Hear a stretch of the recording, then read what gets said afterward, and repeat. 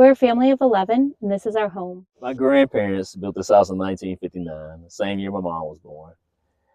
She grew up in this house, and I grew up in this house, and my kids have been growing up in this house. Um, it's been great. We rebuilt it, kind of, at least the inside of it, back in 2011, 2012.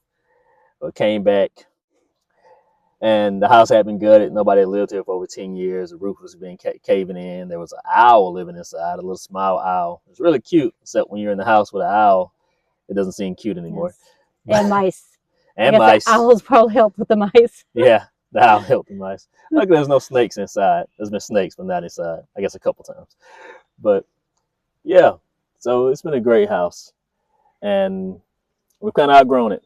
Like my wife said, when we started, we had 2 kids. Now we've got 9, and we're gonna need something a little more that's not falling apart, not constantly in need of love and care, but it has taken care of us. My mom tells the story of how my uncle went and got these blocks called Clay City blocks. My mom, you see the bricks on the house there? It wasn't always those bricks. There's these blocks, a place called Clay City down the street. If you're from Fairhope, you probably know where it's at. And said, the guy said, you could take as many blocks as you want. They get free if you pull them in your wagon. And this is like 4 miles away.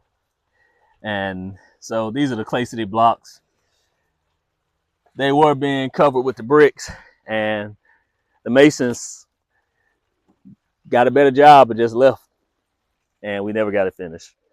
So the story goes, my Uncle Eddie was told you carry whatever blocks he wants to, he can have them, and he carried all those blocks from down there. That's the story my mom tells. My uncle, who's older than my mom, my other uncle, tells a much different story. They did get a few blocks from down there, but yeah, all the blocks came from down there, but not quite like that story. At least that's what he tells. Just recently, Sally, this big tree fell onto another tree, which fell onto a pine tree, which fell onto the house, which actually fell onto this shed, and then fell onto the house. That's the only reason it didn't go through the house, because it fell onto the shed first, and then the balcony, and then the house. I remember I was laying in my bed one day during a hurricane, and the roof, the ceiling fell in, not the roof. The sheetrock fell on top of me. It was hilarious. Even at the time, we laughed about it a lot. Like I was about 12 years old. But this house is too small, too old for us.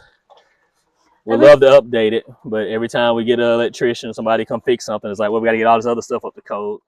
And we try to get something else fixed. We got to get all this other stuff up to code. This code is from the 90s or whatever, and they can't do it without charging enough money to build a house. So we're going to go that route. They can't.